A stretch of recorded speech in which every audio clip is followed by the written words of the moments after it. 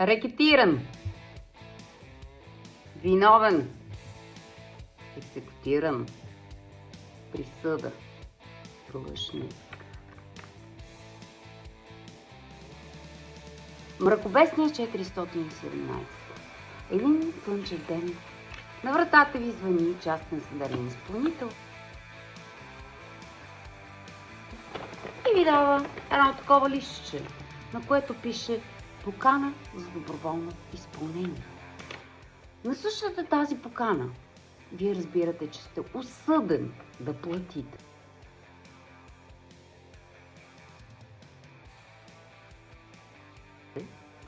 И имате двуседмичен срок, като от връчване на настоящата покана да изпълните доброволно задължението си.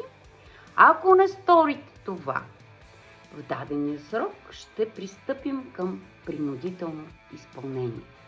От този момент нататък вашия живот спира. Вашите сметки са запорирани, вашите имоти са възбранени, защото вие сте осъден, че дължите. Това дали възразявате, дали наистина дължите, дали дължите толкова или има ли такова задължение, закона не го интересува.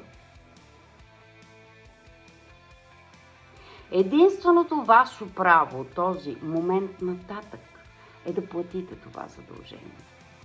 Това е един законен инструмент, с който всеки един, който следва да бъде поставен на местото си, било то физическо или юридическо лице,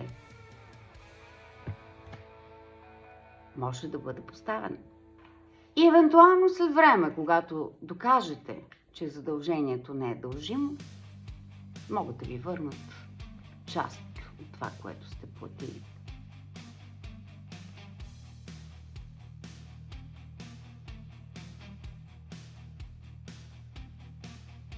Това е закона, с който бързите кредити, банките, НАП и всички останали могат да играят с нас като шпионки.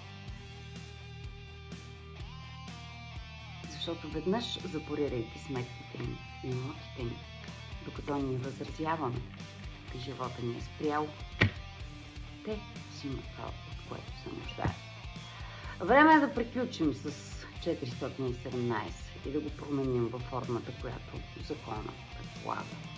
Защото той е противоконституционен, защото имаме липса на правосъдие, защото системата е направена така, че ние като длъжници или изпадайки в това състояние, нямаме право на нищо друго, освен да платим това, което някой смята, че дължим. Време за промяна. Време за права.